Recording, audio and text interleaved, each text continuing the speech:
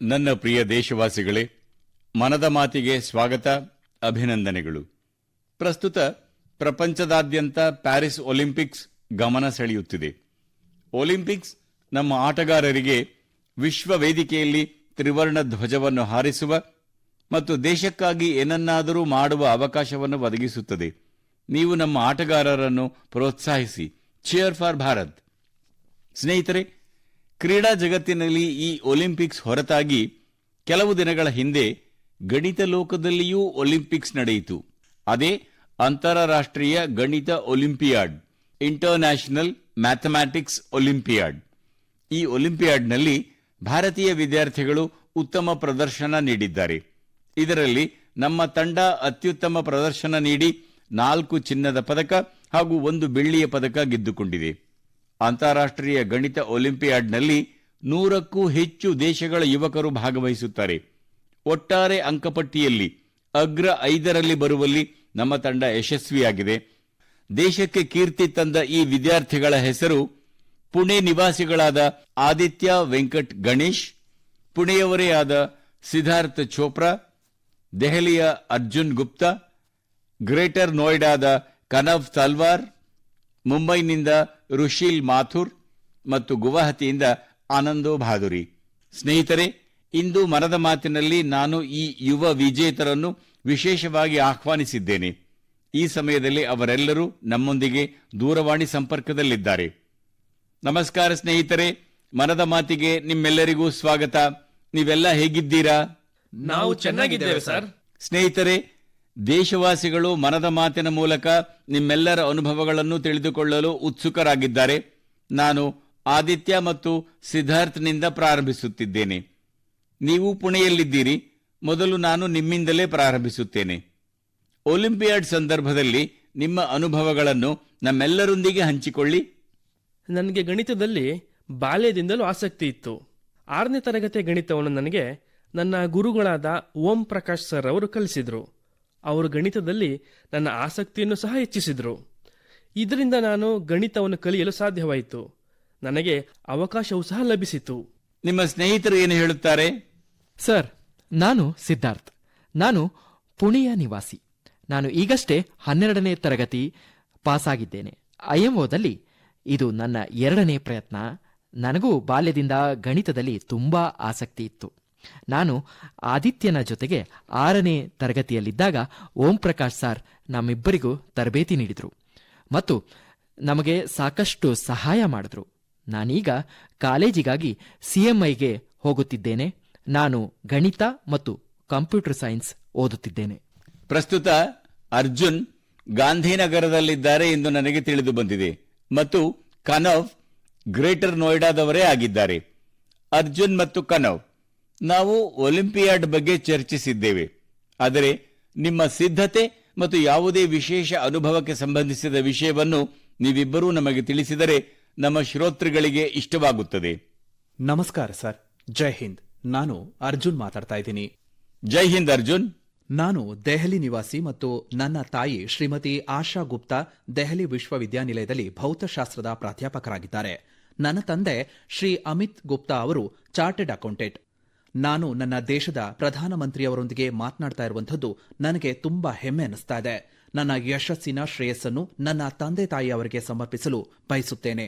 ಕುಟುಂಬದ ಯಾವುದೇ ಒಬ್ಬ ಸದಸ್ಯ ಇಂತಹ ಒಂದು ಸ್ಪರ್ಧೆಗೆ ಸಿದ್ಧತೆ ನಡೆಸ್ತಾ ಇದ್ರೆ ಆ ಪ್ರಯತ್ನದ ಹಾದಿ ಕೇವಲ ಆ ಸದಸ್ಯನಿಗೆ ಮಾತ್ರ ಸೀಮಿತವಾಗಿರದೆ ಇಡೀ ಕುಟುಂಬದ ಪ್ರಯತ್ನವಾಗಿ ಮಾರ್ಪಾಡಾಗುತ್ತದೆ ಅಂತ ನಾನು ಭಾವಿಸ್ತೇನೆ. ಸಾಮಾನ್ಯವಾಗಿ ನಮ್ಮ ಪ್ರಶ್ನೆ ಪತ್ರಿಕೆಯಲ್ಲಿ 3 ಲೆಕ್ಕಗಳಿಗೆ ಉತ್ತರಿಸಲು 4.5 ಗಂಟೆಗಳನ್ನು ನೀಡಲಾಗುತ್ತದೆ. ಅಂದರೆ 1 ಲೆಕ್ಕಕ್ಕೆ 1.5 ಗಂಟೆ. ಆದ್ದರಿಂದ ನಾವು ಲೆಕ್ಕವನ್ನು ಪರಿಹರಿಸಲು ಎಷ್ಟು ಸಮಯವನ್ನ ಹೊಂದಿದ್ದೇವೆ ಎಂಬುದನ್ನು ಅರ್ಥ ಮಾಡಿಕೊಳ್ಳಬಹುದು. ಆದ್ದರಿಂದ ನಾವು ಮನೆಯಲ್ಲಿ ಸಾಕಷ್ಟು ಶ್ರಮಪಟ್ಟು ಅಭ್ಯಾಸ ಮಾಡಬೇಕಾಗುತ್ತದೆ. ನಾವು ಲೆಕ್ಕಗಳನ್ನು ಪರಿಹರಿಸಲು ಗಂಟೆಗಳನ್ನೇ ಕಳೆಯಬೇಕಾಗುತ್ತದೆ. ಕೆಲವೊಮ್ಮೆ ಒಂದೊಂದು ಲೆಕ್ಕ ಬಿಡಿಸಲು 1 ಇಡೀ ದಿನ ಅಥವಾ ಕೆಲವೊಮ್ಮೆ 3 ದಿನಗಳೇ ಬೇಕಾಗುತ್ತದೆ. ಹಾಗಾಗಿ ಇದಕ್ಕಾಗಿ ನಾವು ಆನ್ಲೈನ್ನಲ್ಲಿ ಲೆಕ್ಕಗಳನ್ನು ಹುಡುಕಬೇಕಾಗುತ್ತದೆ.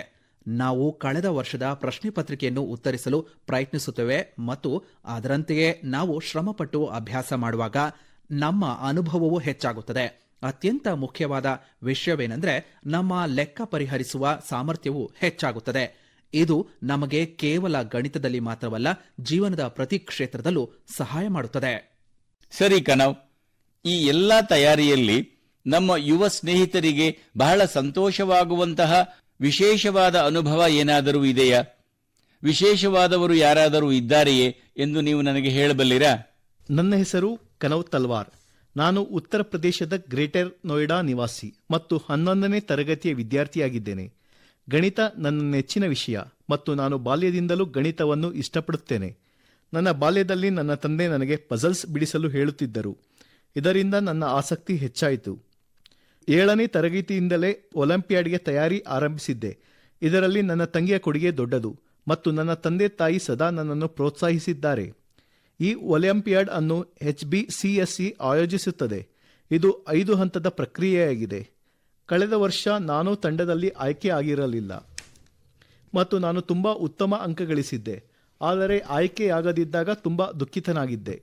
ಆಗ ನನ್ನ ಪಾಲಕರು ನನಗೆ ನಾವು ಗೆಲ್ಲುತ್ತೇವೆ ಅಥವಾ ಕಲಿಯುತ್ತೇವೆ, ಅಲ್ಲದೆ ಯಶಸ್ಸಿನತ್ತ ಸಾಗುವ ಪಯಣ ಮುಖ್ಯ, ಯಶಸ್ಸಲ್ಲ ಎಂಬುದರ ಅರಿವು ಮೂಡಿಸಿದರು. ಹಾಗಾಗಿ ನಾನು ಹೇಳಲು ಬಯಸುವುದೇನೆಂದರೆ, love what you do and do what you love. ನೀವು ಮಾಡುವ ಕೆಲಸವನ್ನು ಪ್ರೀತಿಸಿ ಮತ್ತು ನೀವು ಇಷ್ಟಪಡುವುದನ್ನೇ ಮಾಡಿ. ಪಯಣ ಮುಖ್ಯವಾದದ್ದು, ಯಶಸ್ಸಲ್ಲ. ಮತ್ತು ನಾವು ನಮ್ಮ ವಿಷಯವನ್ನು ಪ್ರೀತಿಸಿದರೆ ಮತ್ತು ಪಯಣವನ್ನು ಆನಂದಿಸಿದರೆ ನಮಗೆ ಯಶಸ್ಸು ಖಂಡಿತ ದೊರೆಯುತ್ತದೆ. ಹಾಗಾದರೆ ಕಣವ್, ನಿನಗೆ ಗಣಿತದಲ್ಲಿ ಆಸಕ್ತಿ ಇದೆ, ಜೊತೆಗೆ ಸಾಹಿತ್ಯದಲ್ಲೂ ಆಸಕ್ತಿ ಇದೆ ಎಂಬಂತೆ ಮಾತನಾಡುತ್ತೀಯಾ? ಹೌದು ಸರ್, ನಾನು ಬಾಲ್ಯದಲ್ಲಿ ಡಿಬೇಟ್ಸ್ ಮತ್ತು ಒರೇಟಿಂಗ್ನಲ್ಲಿಯೂ ಸಹ ಪಾಲ್ಗೊಳ್ಳುತ್ತಿದ್ದೆ. ಸರಿ, ಈಗ ಆನಂದೋ ಜೊತೆ ಮಾತನಾಡೋಣ. ಆನಂದೋ, ನೀವು ಪ್ರಸ್ತುತ ಗುವಾಹತಿಯಲ್ಲಿದ್ದೀರಿ. ನಿಮ್ಮ ಜೊತೆಗಾರ ರುಶೀಲ್ ಮುಂಬೈನಲ್ಲಿದ್ದಾರೆ. ನಿಮ್ಮಿಬ್ಬರಿಗೂ ನನ್ನದೊಂದು ಪ್ರಶ್ನೆ ಇದೆ. ನೋಡಿ, ನಾನು ಪರೀಕ್ಷೆಯ ಬಗ್ಗೆ ಚರ್ಚಿಸುತ್ತಲೇ ಇರುತ್ತೇನೆ ಮತ್ತು ಪರೀಕ್ಷೆಯ ಬಗ್ಗೆ ಚರ್ಚಿಸುವುದರ ಹೊರತಾಗಿ ನಾನು ಇತರ ಕಾರ್ಯಕ್ರಮಗಳಲ್ಲಿ ವಿದ್ಯಾರ್ಥಿಗಳೊಂದಿಗೆ ಸಂವಹನ ನಡೆಸುತ್ತೇನೆ. ಅನೇಕ ವಿದ್ಯಾರ್ಥಿಗಳು ಗಣಿತದ ಬಗ್ಗೆ ಎಷ್ಟು ಭಯಪಡುತ್ತಾರೆ ಎಂದರೆ ಅದರ ಹೆಸರು ಕೇಳಿದ ತಕ್ಷಣ ಅವರು ಭಯಭೀತರಾಗುತ್ತಾರೆ. ಗಣಿತದೊಂದಿಗೆ ಸ್ನೇಹ ಗಳಿಸುವುದು ಹೇಗೆ ಎಂದು ನೀವು ನನಗೆ ಹೇಳಬಲ್ಲಿರಾ? ಸರ್, ನಾನು ರುಶಿಲ್ ಮಾಥುರ್. ನಾವು ಚಿಕ್ಕವರಾಗಿದ್ದಾಗ ಮೊದಲ ಬಾರಿಗೆ ಕೂಡಿಸುವುದನ್ನು ಕಲಿಯುತ್ತೇವೆ. ಆಗ ನಮಗೆ ಕ್ಯಾರಿ ಫಾರ್ವರ್ಡ್ ಕಲಿಸಲಾಗುತ್ತದೆ. ಆದರೆ ಕ್ಯಾರಿ ಫಾರ್ವರ್ಡ್ ಏಕೆ ಆಗುತ್ತದೆ ಎಂಬುದು ನಮಗೆ ಯಾರೂ ವಿವರಿಸೋದಿಲ್ಲ. ನಾವು ಚಕ್ರಬಡ್ಡಿಯ ಕುರಿತು ಓದುವಾಗ ಚಕ್ರಬಡ್ಡಿಯ ಸೂತ್ರ ಎಲ್ಲಿಂದ ಬರುತ್ತದೆ ಎಂಬ ಪ್ರಶ್ನೆಯನ್ನು ನಮಗೆ ಎಂದಿಗೂ ಯಾರೂ ವಿವರಿಸುವುದಿಲ್ಲ. ಗಣಿತವು ನಿಜವಾಗಿಯೂ ಯೋಜಿಸುವ ಮತ್ತು ಲೆಕ್ಕಗಳನ್ನು ಪರಿಹರಿಸುವ ಕಲೆ ಎಂದು ನಾನು ನಂಬುತ್ತೇನೆ. ಹಾಗಾಗಿ ನಾವೆಲ್ಲರೂ ಗಣಿತದಲ್ಲಿ ಹೊಸ ಪ್ರಶ್ನೆಯನ್ನು, ಅಂದರೆ ನಾವು ಇದನ್ನು ಏಕೆ ಮಾಡುತ್ತಿದ್ದೇವೆ, ಇದು ಏಕೆ ಸಂಭವಿಸುತ್ತದೆ ಎಂಬುದನ್ನು ಸೇರಿಸಿದರೆ ಗಣಿತದಲ್ಲಿ ವಿದ್ಯಾರ್ಥಿಗಳಿಗೆ ಆಸಕ್ತಿ ಹೆಚ್ಚುತ್ತದೆ ಎಂದು ನಾನು ಭಾವಿಸುತ್ತೇನೆ. ಏಕೆಂದರೆ ನಾವು ಏನನ್ನಾದರೂ ಅರ್ಥ ಮಾಡಿಕೊಳ್ಳಲು ಸಾಧ್ಯವಾಗದಿದ್ದಾಗ ನಾವು ಭಯಪಡಲು ಪ್ರಾರಂಭಿಸುತ್ತೇವೆ. ಇದಲ್ಲದೆ ಗಣಿತವು ತುಂಬಾ ತಾರ್ಕಿಕ ವಿಷಯ ಎಂದು ಎಲ್ಲರೂ ಭಾವಿಸುತ್ತಾರೆ. ಆದರೆ ಇದರ ಹೊರತಾಗಿ ಗಣಿತದಲ್ಲಿ ಸೃಜನಶೀಲತೆ ಕೂಡ ಬಹಳ ಮುಖ್ಯ. ಏಕೆಂದರೆ ಸೃಜನಶೀಲತೆಯ ಮೂಲಕ ಮಾತ್ರ ನಾವು ಒಲಿಂಪಿಯಾಡ್ನಲ್ಲಿ ಬಹಳ ಉಪಯುಕ್ತವಾದ ಔಟ್ ಆಫ್ ದಿ ಬಾಕ್ಸ್ ಪರಿಹಾರಗಳನ್ನು ಯೋಜಿಸಲು ಸಾಧ್ಯವಾಗುತ್ತದೆ. ಆದ್ದರಿಂದ ಗಣಿತದಲ್ಲಿ ಆಸಕ್ತಿಯನ್ನು ಹೆಚ್ಚಿಸಲು ಗಣಿತ ಒಲಿಂಪಿಯಾಡ್ ಬಹಳ ಮುಖ್ಯವಾದ ಪಾತ್ರ ಹೊಂದಿದೆ. ಆನಂದೋ, ಏನಾದರೂ ಹೇಳಲು ಬಯಸುತ್ತೀಯಾ? ನಮಸ್ತೆ ಪ್ರಧಾನಿಯವರೇ, ನಾನು ಗುವಾಹಟಿಯಿಂದ ಆನಂದ ಬಹಾದೂರಿ. ನಾನು ಈಗಷ್ಟೇ 12ನೇ ತರಗತಿ ಪಾಸಾಗಿದ್ದೇನೆ. ನಾನು 6ನೇ ಮತ್ತು 7ನೇ ತರಗತಿಯಲ್ಲಿ ಸ್ಥಳೀಯ ಒಲಿಂಪಿಯಾಡ್ನಲ್ಲಿ ಭಾಗವಹಿಸ್ತಾ ಇದ್ದೆ. ಅಲ್ಲಿಂದ ಆಸಕ್ತಿ ಹೆಚ್ಚಾಗಿ IMOನಲ್ಲಿ ಇದು ನನ್ನ 2ನೇ ಬಾರಿಯಾಗಿದೆ. 2 IMO ಸ್ಪರ್ಧೆಗಳು ಬಹಳ ಇಷ್ಟವಾದವು. ರುಶಿಲ್ ಹೇಳಿದ ಮಾತನ್ನು ನಾನು ಕೂಡ ಒಪ್ತೇನೆ. ಗಣಿತದ ಬಗ್ಗೆ ಭಯ ಪಡುವವರಿಗೆ ತುಂಬ ಧೈರ್ಯ ಇರಬೇಕು ಎಂದು ನಾನು ಹೇಳಲು ಬಯಸ್ತೇನೆ. ಏಕೆಂದರೆ ಒಂದು ಸೂತ್ರವನ್ನು ನೀಡಲಾಗುತ್ತೆ, ಅದನ್ನು ಬಾಯಿಪಾಠ ಮಾಡಬೇಕಾಗ್ತದೆ ಮತ್ತು ನಂತರ ಆ ಸೂತ್ರವನ್ನು ಬಳಸಿಕೊಂಡು 100 ಲೆಕ್ಕಗಳನ್ನು ಬಿಡಿಸಬೇಕಾಗುತ್ತೆ. ಹೀಗೆ ನಮಗೆ ಗಣಿತದ ಪಾಠ ಮಾಡಲಾಗುತ್ತದೆ. ಆದರೆ ನೀವು ಸೂತ್ರವನ್ನು ಅರ್ಥ ಮಾಡಿಕೊಳ್ತಿರೋ ಇಲ್ಲವೋ ಅದು ಪರಿಗಣನೆಗೆ ಬರುವುದಿಲ್ಲ. ಪ್ರಶ್ನೆಗಳನ್ನು ಕೇಳುತ್ತಲೇ ಇರಿ, ಲೆಕ್ಕಗಳನ್ನು ಮಾಡುತ್ತಲೇ ಇರಿ. ಸೂತ್ರವನ್ನು ಸಹ ಕಂಠಪಾಠ ಮಾಡಲಾಗುತ್ತೆ ಮತ್ತು ಪರೀಕ್ಷೆಯಲ್ಲಿ ನೀವು ಸೂತ್ರವನ್ನು ಮರೆತರೆ ಏನು ಮಾಡ್ತೀರಾ?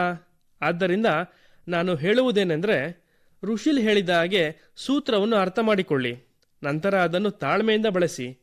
ನೀವು ಸೂತ್ರವನ್ನು ಸರಿಯಾಗಿ ಅರ್ಥ ಮಾಡಿಕೊಂಡರೆ ನೀವು 100 ಲೆಕ್ಕಗಳನ್ನು ಮಾಡಬೇಕಾಗಿಲ್ಲ. ಇದನ್ನು ಕೇವಲ 1 ಅಥವಾ 2 ಲೆಕ್ಕಗಳಲ್ಲಿ ಅರ್ಥಿಕೊಳ್ಳಬಹುದು. ಹಾಗೆಯೇ ಗಣಿತದ ಬಗ್ಗೆ ಭಯಪಡುವ ಅಗತ್ಯವೇನೂ ಇಲ್ಲ. ಆದಿತ್ಯ ಮತ್ತು ಸಿದ್ಧಾರ್ಥ್, ನೀವು ಮಾತನಾಡಲು ಆರಂಭಿಸಿದಾಗ ಸರಿಯಾಗಿ ಮಾತನಾಡಲು ಸಾಧ್ಯವಾಗಲಿಲ್ಲ. ಈಗ ಈ ಸ್ನೇಹಿತರೆಲ್ಲರ ಮಾತುಗಳನ್ನು ಕೇಳಿದ ನಂತರ ನಿನಗೂ ಏನಾದರೂ ಹೇಳಬೇಕೆಂದು ಅನಿಸುತ್ತಿರಬಹುದು. ನಿಮ್ಮ ಅನುಭವಗಳನ್ನು ನೀವು ಉತ್ತಮ ರೀತಿಯಲ್ಲಿ ಹಂಚಿಕೊಳ್ಳಬಹುದೇ? ಅನೇಕ ಇತರ ದೇಶಗಳೊಂದಿಗೆ ಸಂವಹನ ನಡೆಸಿದ್ದೆ. ವಿವಿಧ ಸಂಸ್ಕೃತಿಗಳ ಅರಿವಾಯಿತು ಮತ್ತು ಇತರ ವಿದ್ಯಾರ್ಥಿಗಳೊಂದಿಗೆ ಮಾತನಾಡುವುದು ಮತ್ತು ಸಂಪರ್ಕಿಸುವುದು ತುಂಬ ಒಳ್ಳೆಯ ಅನುಭವವಾಗಿತ್ತು. ಮತ್ತು ಅನೇಕ ಪ್ರಸಿದ್ಧ ಗಣಿತಜ್ಞರು ಇಲ್ಲಿ ಇದ್ರು. ಹೌದು ಆದಿತ್ಯ, ಇದು ತುಂಬಾ ಒಳ್ಳೆಯ ಅನುಭವವಾಗಿತ್ತು ಸರ್. ಅವರು ನಮಗೆ ಬಾತ್ ಸಿಟಿಯನ್ನು ತೋರಿಸಿದ್ರು. ಹಾಗೇನೆ ಒಳ್ಳೊಳ್ಳೆಯ ಸ್ಥಳಗಳಿಗೂ ಸಹ ಕರ್ಕೊಂಡು ಹೋಗಿದ್ರು. ನಾವು ಉದ್ಯಾನವನಗಳಿಗೂ ಸಹ ಹೋಗಿದ್ದೆವು. ಹಾಗೇನೆ ಆಕ್ಸ್ಫರ್ಡ್ ವಿಶ್ವವಿದ್ಯಾಲಯಕ್ಕೂ ಸಹ ಭೇಟಿ ಕೊಟ್ಟಿದ್ದೆವು. ಹಾಗಾಗಿ ಅದು ತುಂಬಾನೇ ಒಳ್ಳೆಯ ಅನುಭವವಾಗಿತ್ತು. ಸ್ನೇಹಿತರೆ, ನಿಮ್ಮೊಂದಿಗೆ ಮಾತನಾಡಿ ನನಗೆ ನಿಜವಾಗಿಯೂ ತುಂಬಾ ಸಂತೋಷವಾಯಿತು ಮತ್ತು ನಾನು ನಿಮಗೆ ಶುಭ ಹಾರೈಸುತ್ತೇನೆ. ಏಕೆಂದರೆ ಈ ರೀತಿಯ ಸ್ಪರ್ಧೆಗೆ ಹೆಚ್ಚಿನ ಗಮನ ಕೇಂದ್ರೀಕರಿಸುವ ಚಟುವಟಿಕೆಗಳನ್ನು ಮಾಡಬೇಕಾಗುತ್ತದೆ, ತಲೆ ಕೆಡಿಸಿಕೊಳ್ಳಬೇಕಾಗುತ್ತದೆ ಎಂದು ನನಗೆ ತಿಳಿದಿದೆ. ಇದರಿಂದ ಇವನು ಗುಣಿಸು ಭಾಗಿಸು ಎಂದು ಏನು ಮಾಡುತ್ತಿದ್ದಾನೆ ಎಂದು ಕುಟುಂಬದ ಸದಸ್ಯರು ಕೆಲವೊಮ್ಮೆ ಬೇಸರಗೊಳ್ಳುತ್ತಾರೆ. ಆದರೆ ನಾನು ನಿಮಗೆ ಶುಭ ಹಾರೈಸುತ್ತೇನೆ. ನೀವು ದೇಶದ ಗೌರವ ಹೆಚ್ಚಿಸಿದ್ದೀರಿ, ಪ್ರತಿಷ್ಠೆ ಹೆಚ್ಚಿಸಿದ್ದೀರಿ. ಧನ್ಯವಾದಗಳು ಸ್ನೇಹಿತರೆ. ಧನ್ಯವಾದಗಳು. ಧನ್ಯವಾದಗಳು. ಧನ್ಯವಾದಗಳು. ಧನ್ಯವಾದಗಳು ಸರ್. ಜೈ ಹಿಂದ್. ಜೈ ಹಿಂದ್. ಜೈ ಹಿಂದ್. ಎಲ್ಲ ವಿದ್ಯಾರ್ಥಿಗಳ ಜೊತೆ ಮಾತನಾಡಿದ್ದು ಬಹಳ ಖುಷಿ ತಂದಿದೆ. ಮನದ ಮಾತಿನಲ್ಲಿ ಭಾಗವಹಿಸಿದ್ದಕ್ಕಾಗಿ ಎಲ್ಲರಿಗೂ ಅನಂತ ಧನ್ಯವಾದಗಳು. ಗಣಿತದ ಈ ಯುವ ತಜ್ಞರ ಮಾತುಗಳನ್ನು ಕೇಳಿದ ನಂತರ ಇತರ ಯುವಕರು ಗಣಿತವನ್ನು ಆನಂದಿಸಲು ಪ್ರೇರಣೆ ದೊರೆಯಲಿದೆ ಎಂದು ನನಗೆ ಖಾತ್ರಿಯಿದೆ. ನನ್ನ ಪ್ರೀತಿಯ ದೇಶವಾಸಿಗಳೇ, ಮನದ ಮಾತಿನಲ್ಲಿ ನಾನು ಈಗ ಪ್ರತಿಯೊಬ್ಬ ಭಾರತೀಯನ ಶಿರಸ್ಸು ಹೆಮ್ಮೆಯಿಂದ ಮೇಲೇರುವ ವಿಷಯವೊಂದನ್ನು ನಿಮ್ಮೊಂದಿಗೆ ಹಂಚಿಕೊಳ್ಳಲು ಬಯಸುತ್ತೇನೆ. ಆದರೆ ಈ ವಿಷಯವನ್ನು ಹೇಳುವುದಕ್ಕೆ ಮುನ್ನ ನಾನು ನಿಮ್ಮಲ್ಲಿ ಪ್ರಶ್ನೆಯೊಂದನ್ನು ಕೇಳಲು ಇಷ್ಟಪಡುತ್ತೇನೆ. ನೀವು ಚರಾಯಿದೇವ್ ಮೈದಾಮ್ ಹೆಸರನ್ನು ಕೇಳಿರುವಿರಾ? ಒಂದು ವೇಳೆ ಕೇಳಿಲ್ಲವಾದರೆ ನೀವು ಈಗ ಈ ಹೆಸರನ್ನು ಆಗಿಂದಾಗ್ಗೆ ಕೇಳಿಸಿಕೊಳ್ಳಲಿದ್ದೀರಿ ಮತ್ತು ಬಹಳ ಉತ್ಸಾಹದಿಂದ ಬೇರೆಯವರಿಗೂ ಹೇಳಲಿದ್ದೀರಿ. ಅಸ್ಸಾಂನ ಚರಾಯಿದೇವ್ ಮೈದಾಮ್ ಅನ್ನು ಯುನೆಸ್ಕೋ ವಿಶ್ವ ಪಾರಂಪರಿಕ ತಾಣಗಳ ಪಟ್ಟಿಯಲ್ಲಿ ಸೇರಿಸಲಾಗಿದೆ. ಈ ಪಟ್ಟಿಯಲ್ಲಿ ಇದು ಭಾರತದ 43ನೇ ತಾಣವಾಗಿದೆ. ಆದರೆ ಈಶಾನ್ಯ ಭಾರತದ ಮೊದಲ ತಾಣ ಇದಾಗಿದೆ. ಸ್ನೇಹಿತರೆ, ಚರಾಯಿದೇವ್ ಮೈದಾಮ್ ಎಂದರೆ ಏನು ಮತ್ತು ಇದರ ಮಹತ್ವವೇನು ಎಂಬ ಪ್ರಶ್ನೆ ಖಂಡಿತವಾಗಿಯೂ ನಿಮ್ಮ ಮನಸ್ಸಿಗೆ ಬರುತ್ತಿರಬಹುದಲ್ಲವೇ? ಚರಾಯಿದೇವ್ ಅಂದರೆ shining city on the hills, ಬೆಟ್ಟಗಳ ಮೇಲೆ ಹೊಳೆಯುತ್ತಿರುವ ಒಂದು ನಗರ ಎಂದರ್ಥ. ಇದು ಅಹೋಮ್ ರಾಜವಂಶದ ಮೊದಲ ರಾಜಧಾನಿಯಾಗಿತ್ತು. ಅಹೋಮ್ ರಾಜವಂಶದ ಜನರು ತಮ್ಮ ಪೂರ್ವಜರ ಶವ ಮತ್ತು ಅವರ ದುಬಾರಿ ಬೆಲೆಬಾಳುವ ವಸ್ತುಗಳನ್ನು ಸಾಂಪ್ರದಾಯಿಕವಾಗಿ ಮೈದಾಮ್ನಲ್ಲಿ ಇರಿಸುತ್ತಿದ್ದರು. ಮೈದಾಮ್ ಒಂದು ದಿಬ್ಬದಂತಹ ರಚನೆಯಾಗಿದ್ದು ಮೇಲ್ಭಾಗದಲ್ಲಿ ಮಣ್ಣಿನಿಂದ ಮುಚ್ಚಲ್ಪಟ್ಟಿರುತ್ತದೆ ಮತ್ತು ಕೆಳಭಾಗದಲ್ಲಿ ಒಂದು ಅಥವಾ ಹೆಚ್ಚು ಕೊಠಡಿಗಳು ಇರುತ್ತವೆ. ಈ ಮೈದಾಮ್ ಅಹೋಮ್ ಸಾಮ್ರಾಜ್ಯದ ದಿವಂಗತ ರಾಜರು ಮತ್ತು ಗಣ್ಯ ವ್ಯಕ್ತಿಗಳಿಗೆ ತೋರುವ ಶ್ರದ್ಧೆ, ಗೌರವದ ಪ್ರತೀಕವಾಗಿದೆ. ತಮ್ಮ ಪೂರ್ವಜರಿಗೆ ಗೌರವ ತೋರುವ ಈ ವಿಧಾನ ಬಹಳ ವಿಶಿಷ್ಟವಾಗಿದೆ. ಈ ಸ್ಥಳದಲ್ಲಿ ಸಮುದಾಯ ಪೂಜೆಯೂ ನಡೆಯುತ್ತಿತ್ತು. ಸ್ನೇಹಿತರೆ, ಅಹೋಮ್ ಸಾಮ್ರಾಜ್ಯದ ಬಗ್ಗೆ ಮತ್ತೊಂದು ಮಾಹಿತಿ ನಿಮ್ಮನ್ನು ಮತ್ತಷ್ಟು ಆಶ್ಚರ್ಯಚಕಿತಗೊಳಿಸುತ್ತದೆ. 13ನೇ ಶತಮಾನದಲ್ಲಿ ಆರಂಭವಾದ ಈ ಸಾಮ್ರಾಜ್ಯ 19ನೇ ಶತಮಾನದವರೆವಿಗೂ ಮುಂದುವರಿಯಿತು. ಇಷ್ಟು ದೀರ್ಘಾವಧಿಯವರೆಗೂ ಒಂದು ಸಾಮ್ರಾಜ್ಯ ಉಳಿಯಿತೆಂದರೆ ಅದು ನಿಜಕ್ಕೂ ಬಹಳ ದೊಡ್ಡ ವಿಷಯವೇ ಸರಿ. ಬಹುಶಃ ಅಹೋಮ್ ಸಾಮ್ರಾಜ್ಯದ ತತ್ವ ಸಿದ್ಧಾಂತಗಳು ಮತ್ತು ನಂಬಿಕೆಗಳು ಅಷ್ಟೊಂದು ಬಲಿಷ್ಠವಾಗಿದ್ದೇ ಈ ರಾಜವಂಶ ಅಷ್ಟೊಂದು ದೀರ್ಘಕಾಲ ಉಳಿಯುವುದಕ್ಕೆ ಕಾರಣವಾಗಿತ್ತು. ಇದೇ ವರ್ಷದ ಮಾರ್ಚ್ 9ರಂದು ಅದಮ್ಯ ಧೈರ್ಯ ಮತ್ತು ಸಾಹಸದ ಸಂಕೇತ ಎನಿಸಿದ ಮಹಾನ್ ಅಹೋಮ್ ಯೋಧ ಲಸಿತ್ ಬೋರ್ಫುಕನ್ ಅವರ ಅತಿ ಎತ್ತರದ ಪ್ರತಿಮೆಯನ್ನು ಅನಾವರಣಗೊಳಿಸುವ ಸೌಭಾಗ್ಯ ನನಗೆ ದೊರೆತಿತ್ತೆಂದು ನನಗೆ ನೆನಪಿದೆ. ಈ ಕಾರ್ಯಕ್ರಮದ ಮೂಲಕ ಅಹೋಮ್ ಸಮುದಾಯವು ಆಧ್ಯಾತ್ಮಿಕ ಪರಂಪರೆಯನ್ನು ಅನುಸರಿಸುತ್ತಿದ್ದ ಸಮಯದಲ್ಲಿ ನನಗೆ ಬೇರೆಯೇ ಆದ ಅನುಭೂತಿ ದೊರೆಯಿತು. ಲಸಿತ್ ಮೈದಾಮ್ನಲ್ಲಿ ಅಹೋಮ್ ಸಮುದಾಯದ ಪೂರ್ವಜರಿಗೆ ಗೌರವ ಸಲ್ಲಿಸುವ ಸೌಭಾಗ್ಯ ನನಗೆ ದೊರೆತಿದ್ದು ನಿಜಕ್ಕೂ ನನ್ನ ಪಾಲಿಗೆ ಮಹತ್ವದ ವಿಷಯವಾಗಿದೆ. ಈಗ ಚರಾಯಿದೇವ್ ಮೈದಾಮ್ ಅನ್ನು ವಿಶ್ವ ಪಾರಂಪರಿಕ ತಾಣವನ್ನಾಗಿಸುವ ಅರ್ಥವೆಂದರೆ ಇಲ್ಲಿ ಹೆಚ್ಚಿನ ಸಂಖ್ಯೆಯ ಪ್ರವಾಸಿಗರು ಬರುತ್ತಾರೆ. ನೀವು ಕೂಡ ಭವಿಷ್ಯದ ನಿಮ್ಮ ಪ್ರವಾಸ ಯೋಜನೆಯಲ್ಲಿ ಈ ತಾಣವನ್ನು ಖಂಡಿತವಾಗಿಯೂ ಸೇರಿಸಿಕೊಳ್ಳಿ. ಸ್ನೇಹಿತರೆ, ಯಾವುದೇ ದೇಶ ತನ್ನ ಸಂಸ್ಕೃತಿಯನ್ನು ಗೌರವಿಸುತ್ತಾ ಮಾತ್ರವೇ ಮುಂದೆ ನಡೆಯಲು ಪ್ರಗತಿಯಾಗಲು ಸಾಧ್ಯ. ಭಾರತದಲ್ಲಿ ಕೂಡ ಈ ರೀತಿಯ ಬಹಳಷ್ಟು ಪ್ರಯತ್ನಗಳು ನಡೆಯುತ್ತಿವೆ. ಅಂತಹ ಒಂದು ಪ್ರಯತ್ನವೇ ಪ್ರಾಜೆಕ್ಟ್ ಪರಿ. ಈಗ ನೀವು ಪರಿ ಶಬ್ದ ಕೇಳಿ ಗೊಂದಲಕ್ಕೊಳಗಾಗಬೇಡಿ. ಈ ಪರಿ ಶಬ್ದ ಸ್ವರ್ಗೀಯ ಕಲ್ಪನೆಗೆ ಸಂಬಂಧಿಸಿದ್ದಲ್ಲ. ಇದು ಭೂಮಿಯನ್ನು ಸ್ವರ್ಗವನ್ನಾಗಿಸುವ ವಿಷಯ. ಪರಿ ಎಂದರೆ ಪಬ್ಲಿಕ್ ಆರ್ಟ್ ಆಫ್ ಇಂಡಿಯಾ ಎಂದರ್ಥ.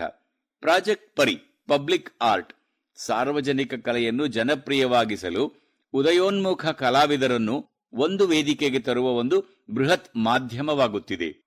ನೀವು ನೋಡುತ್ತಿರಬಹುದು, ರಸ್ತೆಗಳ ಅಕ್ಕಪಕ್ಕದಲ್ಲಿ, ಗೋಡೆಗಳ ಮೇಲೆ, ರಸ್ತೆ ಸುರಂಗಗಳ ಗೋಡೆಗಳ ಮೇಲೆ ಬಹಳಷ್ಟು ಸುಂದರ ಚಿತ್ರಗಳು ಕಾಣಸಿಗುತ್ತವೆ.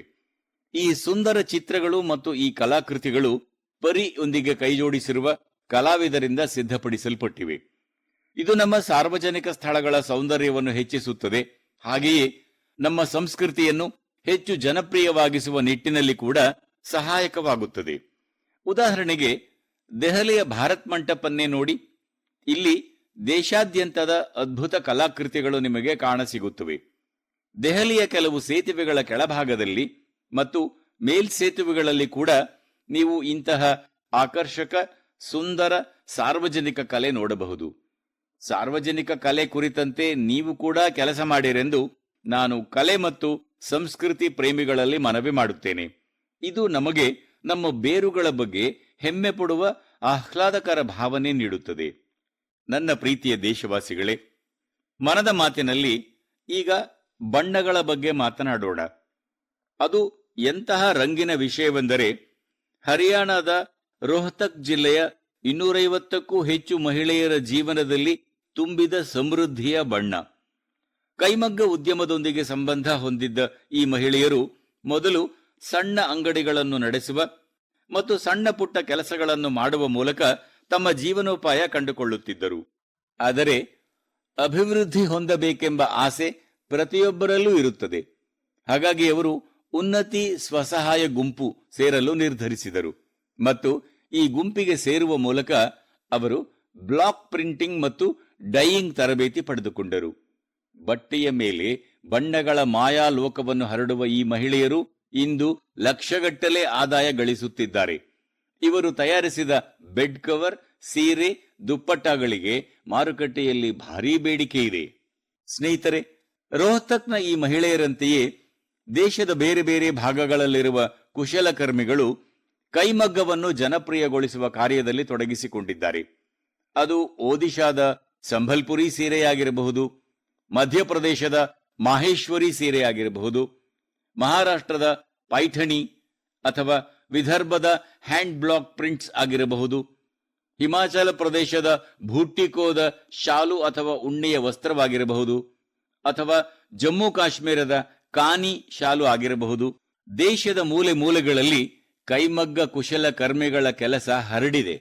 ಕೆಲವೇ ದಿನಗಳಲ್ಲಿ ಆಗಸ್ಟ್ 7ರಂದು ನಾವು ರಾಷ್ಟ್ರೀಯ ಕೈಮಗ್ಗ ದಿನ ಆಚರಿಸಲಿದ್ದೇವೆಂದು ನಿಮಗೆಲ್ಲ ಗೊತ್ತೇ ಇದೆ. ಇತ್ತೀಚಿನ ದಿನಗಳಲ್ಲಿ ಕೈಮಗ್ಗ ಉತ್ಪನ್ನಗಳು ಜನಮಾನಸದಲ್ಲಿ ಯಶಸ್ವಿ ಮತ್ತು ಅದ್ಭುತ ಸ್ಥಾನ ಪಡೆದಿವೆ. ಈಗಂತೂ ಅನೇಕ ಖಾಸಗಿ ಕಂಪನಿಗಳು ಕೂಡ ಕೃತಕ ಬುದ್ಧಿಮತ್ತೆ ಮಾಧ್ಯಮದ ಮೂಲಕ ಕೈಮಗ್ಗ ಉತ್ಪನ್ನಗಳು ಮತ್ತು ಸುಸ್ಥಿರ ಫ್ಯಾಷನ್ಗೆ ಉತ್ತೇಜನ ನೀಡುತ್ತಿವೆ. Kosha AI, handloom India, D junk, ನೋವಾಟ್ಯಾಕ್ಸ್, ಬ್ರಹ್ಮಪುತ್ರ ಫ್ಯಾಬಿಲ್ಸ್ ಇತ್ಯಾದಿ ಅನೇಕ ನವೋದ್ಯಮಗಳು ಕೂಡ ಕೈಮಗ್ಗ ಉತ್ಪನ್ನಗಳನ್ನು ಜನಪ್ರಿಯಗೊಳಿಸುವಲ್ಲಿ ಕೈಜೋಡಿಸಿವೆ. ಬಹಳಷ್ಟು ಜನರು ಇಂತಹ ಸ್ಥಳೀಯ ಉತ್ಪನ್ನಗಳನ್ನು ಜನಪ್ರಿಯಗೊಳಿಸುವಲ್ಲಿ ತೊಡಗಿಸಿಕೊಂಡಿರುವುದನ್ನು ನೋಡಿ ನನಗೆ ಬಹಳ ಸಂತಸವೆನಿಸುತ್ತದೆ. ನೀವು ಕೂಡ ನಿಮ್ಮ ಸ್ಥಳೀಯ ಉತ್ಪನ್ನಗಳನ್ನು ಮೈ ಪ್ರಾಡಕ್ಟ್ ಮೈ ಪ್ರೈಡ್ ಹೆಸರಿನ ಸೋಷಿಯಲ್ ಮೀಡಿಯಾದಲ್ಲಿ ಅಪ್ಲೋಡ್ ಮಾಡಿ. ನಿಮ್ಮ ಈ ಸಣ್ಣದೊಂದು ಪ್ರಯತ್ನ ಅನೇಕರ ಜೀವನವನ್ನು ಬದಲಾಯಿಸಬಹುದು. ಸ್ನೇಹಿತರೆ, ಕೈಮಗ್ಗದ ಜೊತೆಯಲ್ಲಿಯೇ ನಾನು ಖಾದಿ ಕುರಿತು ಕೂಡ ಮಾತನಾಡಲು ಬಯಸುತ್ತೇನೆ. ಖಾದಿಯ ಉತ್ಪನ್ನವನ್ನು ಈ ಹಿಂದೆಂದೂ ಉಪಯೋಗಿಸದೇ ಇದ್ದ, ಆದರೆ ಇಂದು ಬಹಳ ಹೆಮ್ಮೆಯಿಂದ ಖಾದಿ ಧರಿಸುತ್ತಿರುವ ಅನೇಕರು ನಿಮ್ಮಲ್ಲಿ ಇರಬಹುದು. ಖಾದಿ ಗ್ರಾಮೋದ್ಯೋಗದ ವಹಿವಾಟು ಮೊದಲ ಬಾರಿಗೆ 1.5 ಲಕ್ಷ ಕೋಟಿ ದಾಟಿದೆ ಎಂದು ಹೇಳಲು ನಾನು ಹರ್ಷಿಸುತ್ತಿದ್ದೇನೆ. ಯೋಚಿಸಿ ನೋಡಿ, 1.5 ಲಕ್ಷ ಕೋಟಿ ರೂಪಾಯಿ ಖಾದಿಯ ಮಾರಾಟ ಎಷ್ಟು ಹೆಚ್ಚಳವಾಗಿದೆ ಎಂದು ತಿಳಿದಿದೆಯೇ?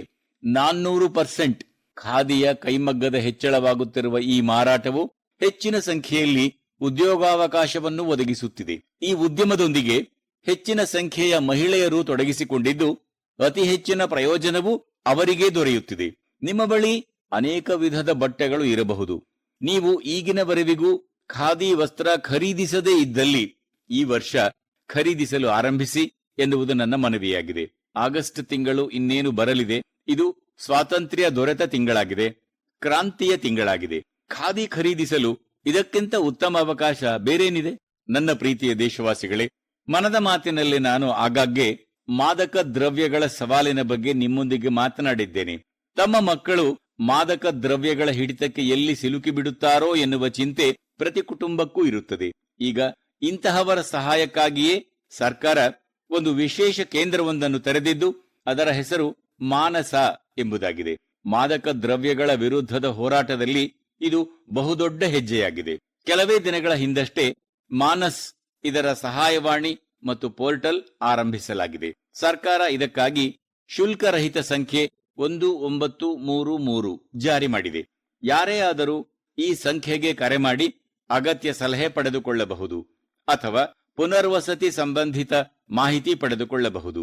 ಯಾರಿಗಾದರೂ ಮಾದಕ ದ್ರವ್ಯಗಳ ಕುರಿತ ಮತ್ತೇನಾದರೂ ಮಾಹಿತಿ ಇದ್ದಲ್ಲಿ ಅವರು ಇದೇ ಸಂಖ್ಯೆಗೆ ಕರೆ ಮಾಡಿ ನಾರ್ಕೋಟಿಕ್ಸ್ ಕಂಟ್ರೋಲ್ ಬ್ಯೂರೋ ಇದರೊಂದಿಗೆ ಆ ಸಂಗತಿಯನ್ನು ಹಂಚಿಕೊಳ್ಳಬಹುದು. ಮಾನಸ್ ಇದರೊಂದಿಗೆ ಹಂಚಿಕೊಳ್ಳಲಾದ ಪ್ರತಿ ಮಾಹಿತಿಯನ್ನು ಗೌಪ್ಯವಾಗಿ ಇರಿಸಲಾಗುತ್ತದೆ. ಮಾನಸ್ ಸಹಾಯವಾಣಿಯ ಸಂಪೂರ್ಣ ಪ್ರಯೋಜನ ಪಡೆದುಕೊಳ್ಳಬೇಕೆಂದು ಭಾರತವನ್ನು ಮಾದಕ ದ್ರವ್ಯ ಮುಕ್ತವಾಗಿಸುವ ಕೆಲಸದಲ್ಲಿ ತೊಡಗಿರುವ ಪ್ರತಿಯೊಬ್ಬರಲ್ಲೂ, ಪ್ರತಿ ಕುಟುಂಬದವರಲ್ಲೂ, ಪ್ರತಿ ಸಂಸ್ಥೆಯಲ್ಲೂ ನಾನು ಮನವಿ ಮಾಡುತ್ತೇನೆ. ನನ್ನ ಪ್ರೀತಿಯ ದೇಶವಾಸಿಗಳೇ, ನಾಳೆ ವಿಶ್ವಾದ್ಯಂತ ಹುಲಿ ದಿವಸ ಆಚರಿಸಲಾಗುತ್ತದೆ. ಭಾರತದಲ್ಲಂತೂ ಹುಲಿಗಳು ನಮ್ಮ ಸಂಸ್ಕೃತಿಯ ಅವಿಭಾಜ್ಯ ಅಂಗವಾಗಿವೆ. ನಾವೆಲ್ಲರೂ ಹುಲಿಗೆ ಸಂಬಂಧಿಸಿದ ಕಥೆಗಳನ್ನು ಕೇಳಿಯೇ ದೊಡ್ಡವರಾಗಿದ್ದೇವೆ. ಕಾಡಿನ ಸುತ್ತಮುತ್ತಲಿನ ಗ್ರಾಮಗಳಲ್ಲಿ ಹುಲಿಗಳೊಂದಿಗೆ ಯಾವ ರೀತಿ ಸಾಮರಸ್ಯದಿಂದ ಬಾಳಬೇಕು ಎಂಬುದು ಎಲ್ಲರಿಗೂ ತಿಳಿದಿರುತ್ತದೆ. ಅಲ್ಲಿ ಮಾನವರು ಮತ್ತು ಹುಲಿಗಳ ನಡುವೆ ಎಂದಿಗೂ ಸಂಘರ್ಷವಿಲ್ಲ. ಆದರೆ ಎಲ್ಲಿ ಇಂತಹ ಸಂಘರ್ಷಗಳ ಸ್ಥಿತಿ ಇದೆಯೋ ಅಲ್ಲಿಯೂ ಕೂಡ ಅಭೂತಪೂರ್ವ ಪ್ರಯತ್ನಗಳು ನಡೆಯುತ್ತಿವೆ.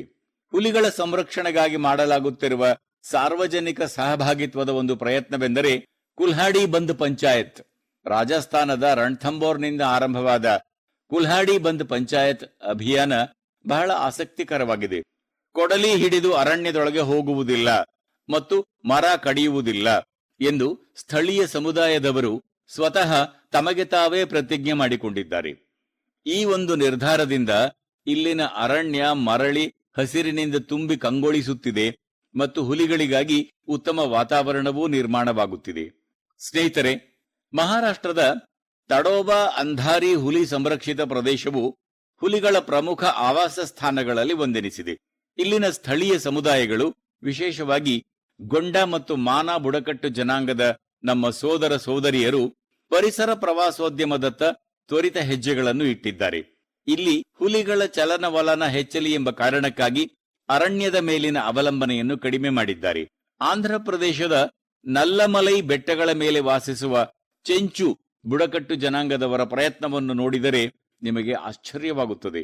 ಹುಲಿಗಳ ಚಲನವಲನ ಪತ್ತೆ ಮಾಡುವ ನಿಟ್ಟಿನಲ್ಲಿ ಹೆಜ್ಜೆ ಇಟ್ಟಿರುವ ಇವರು ಕಾಡಿನಲ್ಲಿ ಕಾಡು ಪ್ರಾಣಿಗಳ ಚಲನವಲನದ ಬಗ್ಗೆ ಪ್ರತಿಯೊಂದು ಮಾಹಿತಿಯನ್ನು ಸಂಗ್ರಹಿಸುವುದರೊಂದಿಗೆ ಈ ಪ್ರದೇಶದಲ್ಲಿ ನಡೆಯಬಹುದಾದ ಅಕ್ರಮ ಚಟುವಟಿಕೆಗಳ ಮೇಲೂ ನಿಗಾ ವಹಿಸುತ್ತಿದ್ದಾರೆ. ಇದೇ ರೀತಿ ಉತ್ತರ ಪ್ರದೇಶದ ಪಿಲಿಭಿಟ್ನಲ್ಲಿ ನಡೆಯುತ್ತಿರುವ ಹುಲಿ ಮಿತ್ರ ಕಾರ್ಯಕ್ರಮ ಕೂಡ ಬಹಳಷ್ಟು ಚರ್ಚೆಗೆ ಗ್ರಾಸವಾಗಿದೆ. ಇದರ ಅಡಿಯಲ್ಲಿ ಸ್ಥಳೀಯರಿಗೆ ಹುಲಿ ಮಿತ್ರನ ರೂಪದಲ್ಲಿ ಕೆಲಸ ಮಾಡುವುದಕ್ಕಾಗಿ ತರಬೇತಿಯನ್ನೂ ನೀಡಲಾಗುತ್ತದೆ. ಈ ಹುಲಿ ಮಿತ್ರ ಕಾರ್ಯಕ್ರಮ ಮಾನವ ಮತ್ತು ಹುಲಿಯ ನಡುವಿನ ಸಂಘರ್ಷದ ಸ್ಥಿತಿ ಉಂಟಾಗಬಾರದು ಎಂಬ ವಿಷಯದತ್ತ ಸಂಪೂರ್ಣ ಗಮನ ಕೇಂದ್ರೀಕರಿಸುತ್ತದೆ. ದೇಶದ ಬೇರೆ ಬೇರೆ ಭಾಗಗಳಲ್ಲಿ ಇಂತಹ ಅನೇಕ ಪ್ರಯತ್ನಗಳು ನಡೆಯುತ್ತಿವೆ. ನಾನು ಇಲ್ಲಿ ಕೆಲವೇ ಪ್ರಯತ್ನಗಳ ಬಗ್ಗೆ ಮಾತನಾಡಿದ್ದೇನೆ. ಆದರೂ ಹುಲಿಗಳ ಸಂರಕ್ಷಣೆಯಲ್ಲಿ ಜನರ ಸಹಭಾಗಿತ್ವ ಬಹಳ ಉತ್ತಮವಾಗಿ ಕೆಲಸ ಮಾಡುತ್ತಿದೆ ಎಂದು ನಾನು ಬಹಳ ಸಂತಸ ವ್ಯಕ್ತಪಡಿಸುತ್ತಿದ್ದೇನೆ. ಇಂತಹ ಪ್ರಯತ್ನಗಳಿಂದಾಗಿಯೇ ಭಾರತದಲ್ಲಿ ಹುಲಿಗಳ ಸಂಖ್ಯೆಯಲ್ಲಿ ಪ್ರತಿ ವರ್ಷ ಹೆಚ್ಚಳವಾಗುತ್ತಿದೆ. ಜಗತ್ತಿನಲ್ಲಿರುವ ಹುಲಿಗಳ ಸಂಖ್ಯೆಯ ಪೈಕಿ 70% ಹುಲಿಗಳು ನಮ್ಮ ದೇಶದಲ್ಲಿವೆ ಎಂದು ತಿಳಿದರೆ ನಿಮಗೆ ಖಂಡಿತವಾಗಿಯೂ ಸಂತೋಷ ಮತ್ತು ಹೆಮ್ಮೆ ಎನಿಸುತ್ತದೆ. ಯೋಚಿಸಿ ನೋಡಿ, 70% ಹುಲಿಗಳು. ಹೀಗಾಗಿಯೇ ನಮ್ಮ ದೇಶದ ವಿವಿಧೆಡೆಗಳಲ್ಲಿ ಅನೇಕ ಹುಲಿ ಅಭಯಾರಣ್ಯಗಳಿವೆ. ಸ್ನೇಹಿತರೆ, ಹುಲಿಗಳ ಸಂಖ್ಯೆಯಲ್ಲಿ ಹೆಚ್ಚಳವಾಗುವುದರ ಜೊತೆಗೆ ನಮ್ಮ ದೇಶದಲ್ಲಿ ಅರಣ್ಯ ಪ್ರದೇಶವು ವೇಗವಾಗಿ ವಿಸ್ತರಿಸುತ್ತಿದೆ. ಇದರಲ್ಲಿಯೂ ಸಮುದಾಯದ ಪ್ರಯತ್ನದಿಂದಾಗಿ ಭಾರೀ ಯಶಸ್ಸು ದೊರೆಯುತ್ತಿದೆ. ಕಳೆದ ಮನದ ಮಾತು ಕಾರ್ಯಕ್ರಮದಲ್ಲಿ ನಾನು ಏಕ್ ಪೇಡ್ ಮಾ ಕೆ ನಾಮ್, ತಾಯಿಯ ಹೆಸರಿನಲ್ಲಿ ಒಂದು ಮರ ಕಾರ್ಯಕ್ರಮದ ಕುರಿತಂತೆ ನಿಮ್ಮೊಂದಿಗೆ ಮಾತನಾಡಿದ್ದೆ. ದೇಶದ ವಿವಿಧ ಭಾಗಗಳಲ್ಲಿ ಈ ಅಭಿಯಾನಕ್ಕೆ ಹೆಚ್ಚಿನ ಸಂಖ್ಯೆಯಲ್ಲಿ ಜನರು ಸೇರುತ್ತಿರುವುದು ನನಗೆ ಖುಷಿ ತಂದಿದೆ. ಈಗ ಕೆಲವು ದಿನಗಳ ಹಿಂದೆಯಷ್ಟೇ ಸ್ವಚ್ಛತೆಗಾಗಿ ಹೆಸರಾಗಿರುವ ಇಂದೋರ್ನಲ್ಲಿ ಒಂದು ಅದ್ಭುತ ಕಾರ್ಯಕ್ರಮ ನಡೆಯಿತು. ಇಲ್ಲಿ ತಾಯಿಯ ಹೆಸರಿನಲ್ಲಿ ಒಂದು ಮರ ಕಾರ್ಯಕ್ರಮದ ಅಡಿಯಲ್ಲಿ ಒಂದೇ ದಿನದಲ್ಲಿ 2 ಲಕ್ಷಕ್ಕೂ ಹೆಚ್ಚು ಗಿಡಗಳನ್ನು ನೆಡಲಾಯಿತು. ನಿಮ್ಮ ತಾಯಿಯ ಹೆಸರಿನಲ್ಲಿ ಮರ ನೆಡುವ ಈ ಅಭಿಯಾನದಲ್ಲಿ ನೀವು ಕೂಡ ಖಂಡಿತವಾಗಿಯೂ ಸೇರಿಕೊಳ್ಳಿ ಮತ್ತು ಸೆಲ್ಫಿ ತೆಗೆದು ಅದನ್ನು ಸೋಷಿಯಲ್ ಮೀಡಿಯಾದಲ್ಲಿ ಪೋಸ್ಟ್ ಕೂಡ ಮಾಡಿ. ಈ ಅಭಿಯಾನದಲ್ಲಿ ಸೇರಿಕೊಂಡು ನಿಮ್ಮ ತಾಯಿ, ಭೂಮಿ ತಾಯಿ ಇವರಿಬ್ಬರಿಗಾಗಿ ವಿಶೇಷವಾದದ್ದನ್ನು ಮಾಡಿರುವ ಸಂತೃಪ್ತಿಯ ಭಾವನೆ ನಿಮಗೆ ಮೂಡುತ್ತದೆ.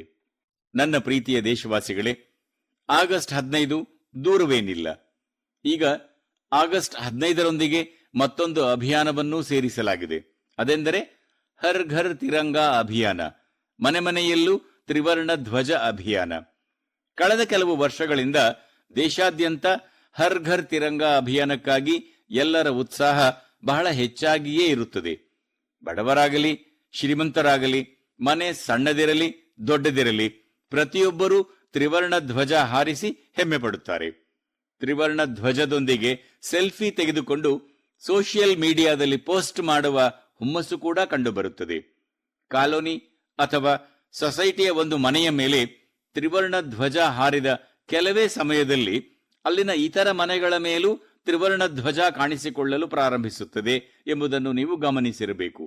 ಅಂದರೆ ಹರ್ ಘರ್ ತಿರಂಗಾ ಅಭಿಯಾನ ತ್ರಿವರ್ಣ ಧ್ವಜದ ಹೆಮ್ಮೆಯಲ್ಲಿ ಒಂದು ವಿಶಿಷ್ಟ ಹಬ್ಬದ ಆಚರಣೆ ಎಂಬಂತಾಗಿದೆ. ಈಗ ಇದಕ್ಕೆ ಸಂಬಂಧಿಸಿದಂತೆ ವಿವಿಧ ರೀತಿಯ ಆವಿಷ್ಕಾರಗಳು ನಡೆಯಲಾರಂಭಿಸಿವೆ.